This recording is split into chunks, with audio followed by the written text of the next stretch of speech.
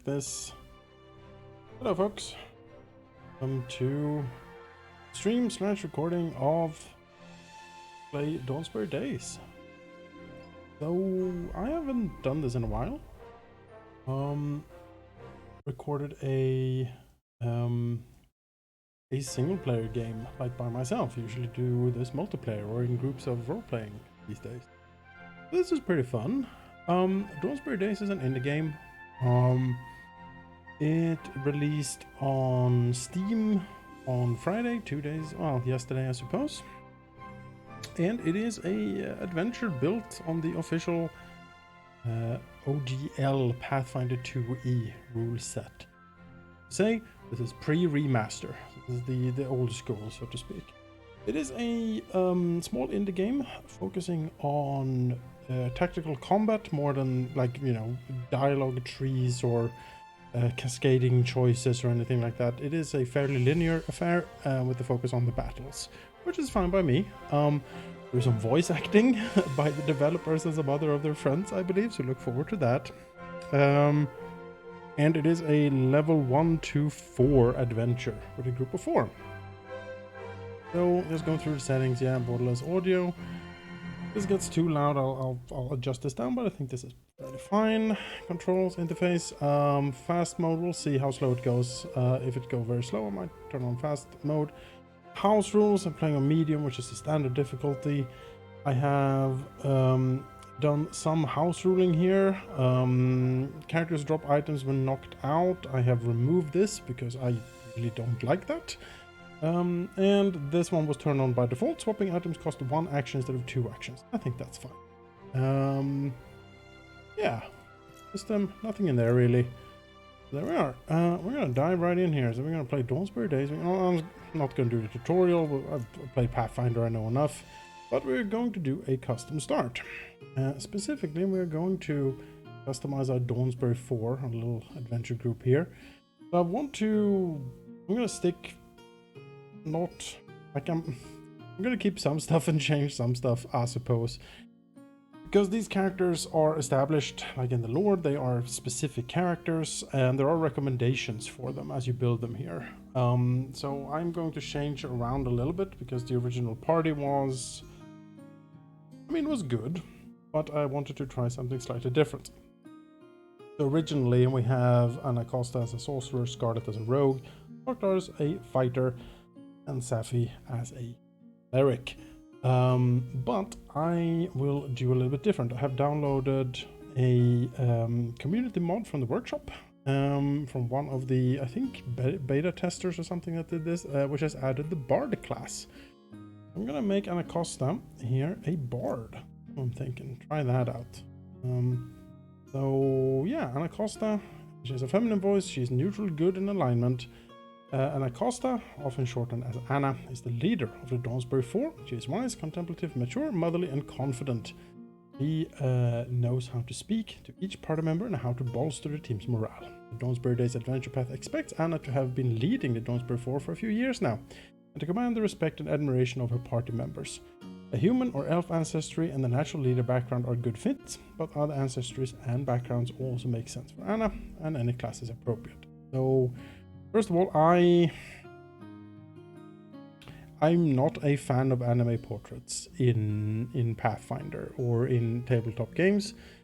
They take me out of the experience a bit, and so I will, even though this original portrait here is kind of cute, I will switch it over to the one of the classic feminine ones, this one in particular. That makes a good bard look for me.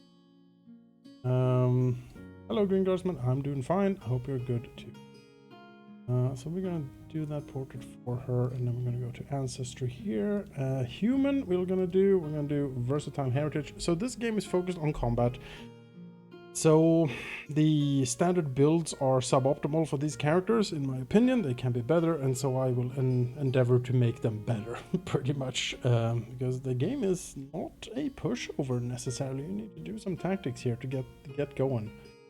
So versatile heritage, excellent for bard, gives an extra general feat. It's just useful for everyone. It's given the limited amounts of ancestries we have here, it's very difficult to pick something better than versatile human, I think, but I know, to each his own.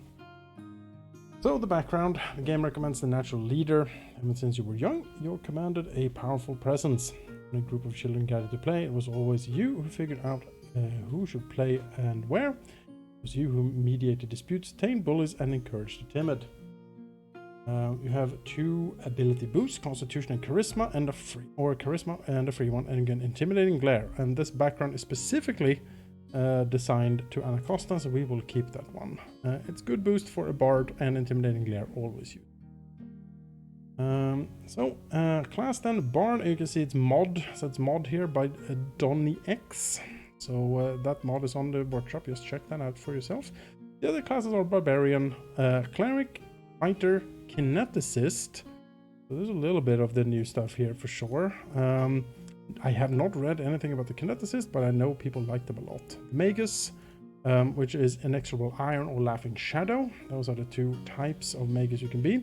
Monk, psychic, which is also an interesting inclusion. Ranger, rogue, sorcerer, strategist, which is a version of the investigator. I don't know why they couldn't take the investigator straight up, but they couldn't, so they did a strategist, which is yeah. And the wizard. So we have some notable absences here. There's no champion, there's no druid, there's no alchemist. Unfortunate. I would have liked the champion, but here we are. Bard it is, and we're going to do a maestro because she's going to be support focused. Ability scores, yeah, let's do the charisma here. No gunslinger either, nope. Yes, this will be going up on YouTube as well.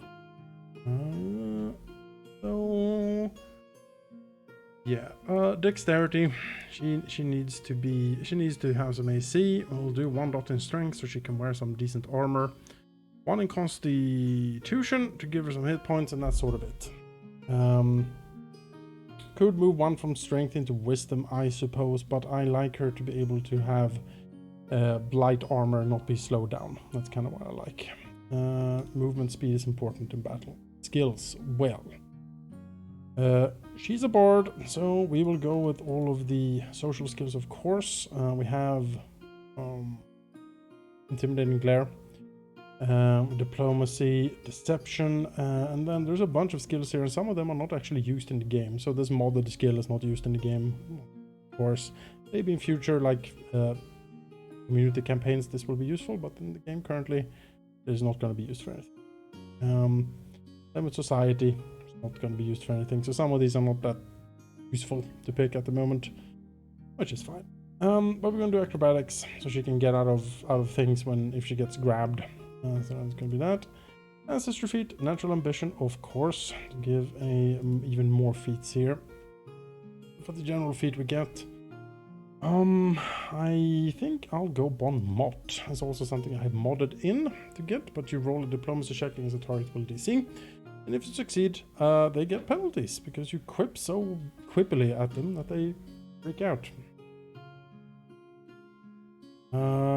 Could go toughness, could go fleet, incredible initiative. All of these are very good, but Bon Mot is what we're here. Cantrips. Now, I don't think there is that many spells added by the mod. There's a few. The bard list is vast and not everything is here, so we sort of have to make do with what we got. So we are going to take shield, of course. We are going to take needle darts. This is a really good, fairly long range attack spells. We're going to do that for sure. We're going to do warp step in the case that we need to get out quickly. 2 actions, and you can stride twice for 5-foot move bonus to your move speed. So if we need to get somewhere, we can do that. Telekinetic projectile is good, but the short range here is what sort of wards me off from that thing. So we have something that targets AC, so we need to something that targets something else. We'll do days, because that targets will. It's always good to target different things. And we do also a chill touch to target 42. So now we have cantrips targeting all defenses. A good setup. Level 1 spells. Well, since this only goes to level 4, magic weapon is very much incredible in the beginning here. Soothe is the healing spell we have. We're not going to have a cleric in the party, I think. So the Soothe here is going to do some work. Magic Missile for some guaranteed damage. So I think that's what we're going to do here. Mage Armor, we're going to be wearing armor, so that should be fine. Magic Missile or Fear. Either of them are pretty damn good. Magic Missile for guaranteed damage is not bad. Then again, she's a bard. She should do like emotion effects. I feel that's on brand. Could do Bless, not bad either. But she is going to be playing music, so hopefully it's going to be too late. We're going to do Fear. I predict she's going to cast Magic Weapon and then do some healing. That's sort of what's going to go down here. Natural Ambition. So, we get one more class feat here, thanks to being human. And I'm going to go with, well, Reach Spell is not bad at all, certainly. Hymn of Healing is not too bad either. Temporary hit points help. A tiny little bit of healing. But I think I'm going to do Abundant Spell Casting to get one extra level 1 spell slot. I don't think this feat is in the games, normally, like in the Pathfinder books, but it's here to give you some more spell casting, so one more slot, not bad. Worth a feat pick, I think. I'm gonna do some shopping. So we're gonna give her a rapier in case something gets close. She can stab it. We are going to give her a studded armor. This will give her the maximum amount of AC that she can get with her dex. And we are going to give her a minor healing potion in her offhand. There we go, done. Scarlet. Alright. So, Scarlet is quiet, introvert, analytical, and perceptive.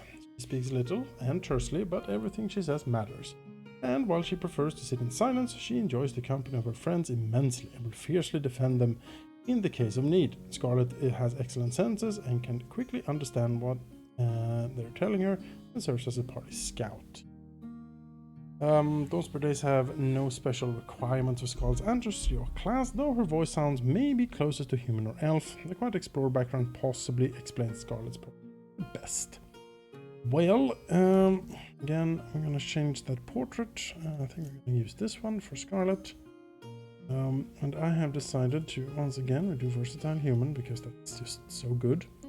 Her background, Quiet Explorer, Radix, Clarity, not bad, but she is actually going to be my field medic. She's gonna do some healing here. Field medic, this feat is also from the mod.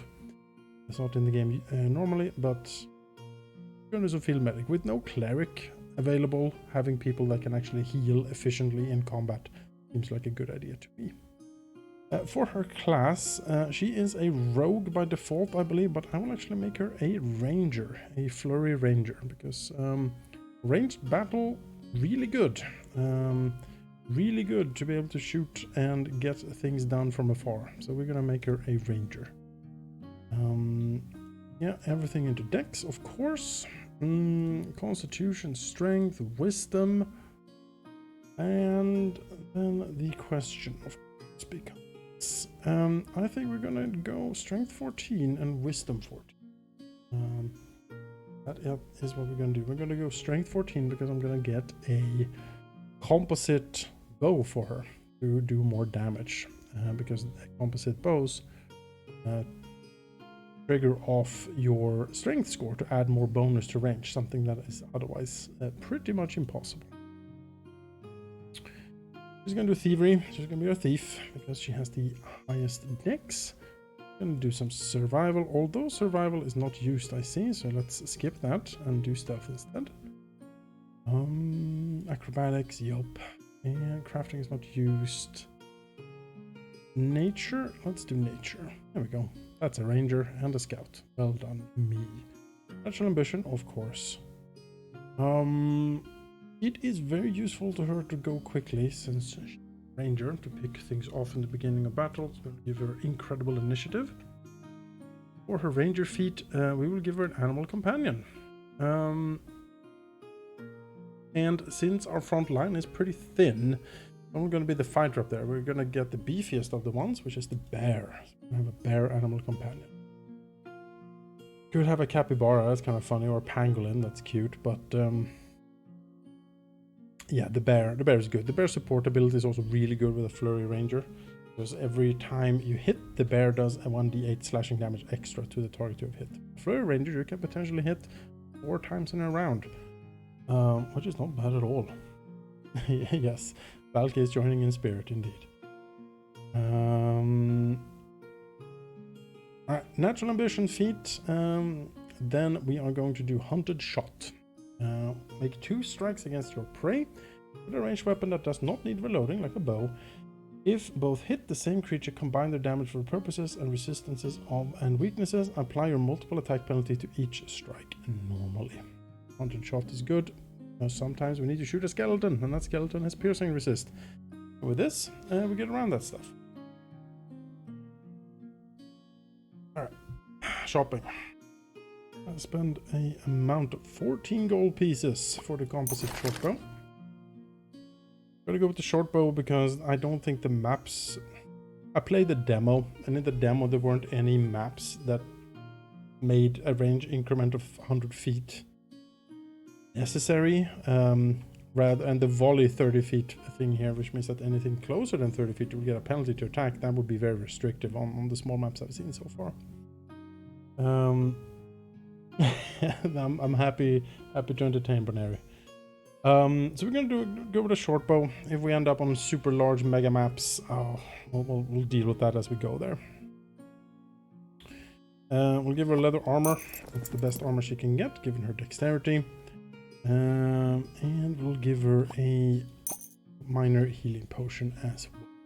So that's kind of her. No melee weapon here. Simply don't have the money really in the beginning here for it, and I'm sure we're gonna pick something up. That's Scarlet. Then we have Tok'dar. Have a look at this guy. Tok'dar is the newest member of the party who abandoned his orc tribe to become a Dawnsbury citizen and a part of the Dawnsbury Four. Like his erstwhile tribe mates, he is proud and enjoys battle. But unlike them, he is noble, cares for his friends, and conducts himself with the highest ethical standards. So, paladin. The Dawnsbury Days adventure path requires Tok'dar to be an orc or half-orc, and he frequently refers to melee combat in dialogue. You can choose any ancestry background and class for Tok'dar, but orc ancestry and half-orc heritage, more melee capable thing like fighter or cleric, and Ward of Dawnsbury background perhaps makes most sense. Alright, again, the anime portrait is fun, but no. I've looked over this. At this portrait I find incredibly funny. There is something about this orc that's just hilarious to me. But to make me chuckle a bit less when we're actually going to pick this guy. So this is our orc portrait here. Tok'dar, the noble orc fighter. And we're going to indeed make him an orc. Half-orc is not bad, but we'll go with something else than human here for a while. So battle ready, which gives him intimidation and intimidating glare, which is not bad necessarily. He's not really a charisma character. Building him for that is tricky. I'm just gonna go, I think, hold scarred orc. Other people can do the scary stuff. He's here to take damage and tank, which will give him 2 extra hit points at start and the Die Hard feat, which makes him much more difficult to take down. So we're gonna do that. Yeah, her beast is her melee weapon, exactly. For his background then, Ward of Dawnsbury, this is a crappy background, I think. He gets adopted ancestry human as a bonus feat, which, sure, but intelligence or wisdom, that's not what this guy does. No, it really isn't. So, warrior, that's what we're gonna do. Just straight up warrior, and this gives intimidating glare, similar to the orc ancestor. He's a warrior. Could go Magus, Inexorable Iron here for like a bruiser type, or a war cleric wouldn't be too bad either, but since we are playing before the remaster rules, war clerics are difficult to build. Since you need charisma to get any heals.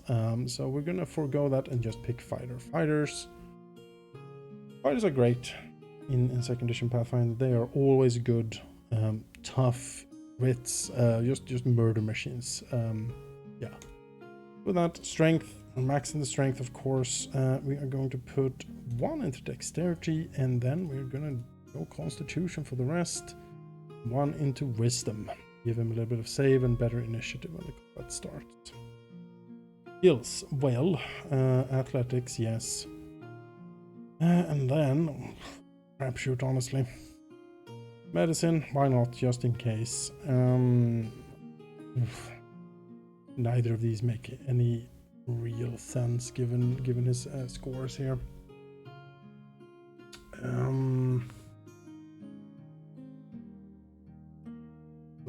The societal orc stealth is going to be wearing heavy armor, so that's not going to be very useful. Let's just go acrobatics, and that'll be that.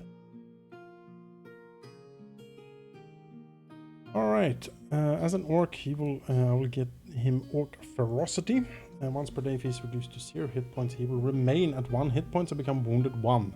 This is a way to keep him up. He's going to be tanking. He needs to stay on his feet here to do his job. So orc ferocity it is. Fighter feat, I think reactive shield. It is just for a tank. It's just so good. Sudden charge, not bad. Get in there quick, do some damage. Power attack, not bad either. But reactive shield is just such a staple for a tank that's what we're gonna do. If I had a great weapon, I might go for power attack or like double slice or something. But double slice is 2 weapons. But reactive shield is what we do. Shopping. This is gonna be the most price of shopping. He's a fighter, so we're gonna and we have a bard. So he will be boosted and his attack will be really good. So we're going to go with a pick because it's cheap and also it is fatal. So if he crits, all of the dice turn into d10s, which will hopefully do massive ass damage to whatever he crits. Steel shield and a half plate for 18 gold. This will make him very tough in the beginning here, which is what we need. And also a minor healing potion because why not? Did I give you a minor healing potion? Yes, I did. Alright, so we have then Saffi, which is the last one. So this was the trickiest character to think of for me. Traditionally or lore-wise, Saffi is a cleric, but given the rules currently, I don't like the clerics that much in the pre-remaster. After remaster, clerics are awesome, but before, a little bit of hit and miss there. You could build him as a war cleric and just go just to get him heavy armor so he can like off tank but not really do any melee, just focus on the spells. But I have actually decided to make Saffi a wizard. Given his very young sounding voice here, I've chosen this portrait because that is the youngest portrait that I can find. Armor is cheap. Yeah, original like gold in Pathfinder 2nd edition is very valuable. Like a full plate is like 30 gold or something, and a magical +1 sword is 50, I think. So in the beginning on early levels, like finding actual gold coins somewhere is a huge deal in the beginning. Like you're like, my god, 10 gold, we are so rich, which is a nice pace. Saffi is the youngest member of the team. He is inexperienced and excitable, but ready to prove himself and quite capable of both holding his own in combat and supporting his allies. Has no special requirements to have his character. Protege of Dawnsbury background makes the sense for the context of the world and can explain Saffi being taught any of the possible classes, but the background is definitely also possible. Yeah, so and human, because oh gosh darn good. Protege, the strength or dex and free. Good athletics, that's not going to be useful for him. Could give him free, certainly. We're going to give him a dancer. He was a dancer once upon a time. He danced in the village and he's now a wizard. He's changed. We're going to make him a wizard. And a universalist, which means that he can recharge one of his spell slots per spell rank per day instead of just once per day. Universalist is generally fairly good. Don't know how powerful it is on these low levels, but I like the universal. If there was a wider spell selection available, I might go with something else like illusion or evocation or something, but we don't really have that many spells to pick from, so I think universalist. Yes, the disco wizard. that is what it was. Intelligence maxing out, of course. Dex is next up to give him AC. Constitution. So this is a bit of a crapshoot. You can do like, you do this, which is not bad either. Make him a bit more healthy. But I like the AC, so that's what we're gonna do. Try to keep him out of harm's way here. So for his skills, he's a wizard, so all intelligence skills make sense. However, not all intelligence skills are useful in the game. So we're gonna have Arcana. He has acrobatics from being a dancer. Crafting is not used. Deception, diplomacy, all of this he can't really. We're gonna pick medicine just for the heck of it. It's good to have someone else who can do it just in case. Nature's wisdom based, but we'll pick it anyway. Occultism is not used in the game. Performance is not used in the game. Religion. Already have someone with that, I believe. Society is not used in the game. We could stealth, backup thief, potentially, but we'll already have the ranger for it. Let's give him religion. And thievery, I guess. There we go, a little bit of everything. We have natural ambition, of course, and for that, incredible initiative. Could go toughness as well, but I like incredible initiative. Let him go first. Very, very good. Couldn't go battle medicine as well, potentially, but it's not too good at medicine, so that is a bit of a risky pick, I feel. Yes, incredible initiative. For his thesis, spell shape, super framework, to focus on meta magic. We're going to go with the abundant spell casting level 1 to give him more slots. We're going to go with the widen spell for his natural ambition feat and the reach spell for the spell shape super framework. So we are loaded for bear here, I think. Shop, give him a club just to have something to poke if someone gets close. Give him a healing potion on the other hand, and no armor because he's not proficient in any. There. So again, we want to have different spells for different missions. Shield is absolutely necessary. You want needle darts to target AC. We want electric arc to target reflex. We want daze to target will. And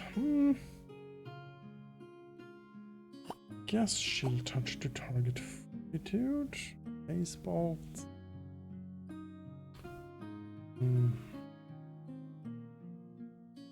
Yeah. Yeah, frost.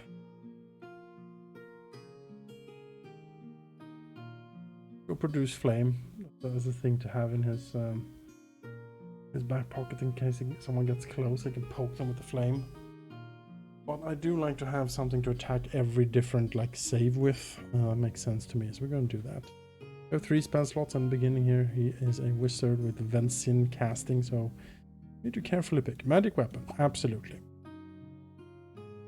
Mage armor, absolutely. So you can see here, Mage Armor, you can cast a spell for free at the beginning of an encounter.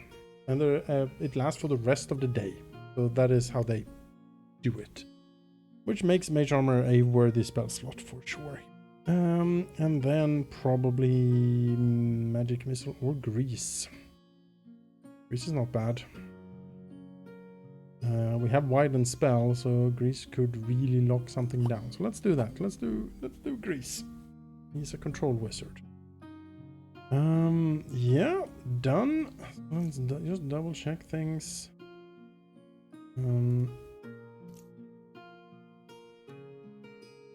All right, I think we're good. We have 2 gold left to spend. Maybe some more weapons for Tok'dar here. Maybe we'll give him a slashing option, and then we'll give him a bludgeoning option. So that makes sense to me. There we go. Longsword, flail, pick, half plate is loaded. Party treasure has been spent. We're gonna start. Let me see here what we're doing here. Yeah, we are 30 minutes in, so I'm gonna just break quickly for the recording here for YouTube. But for the streamer, nothing really will happen.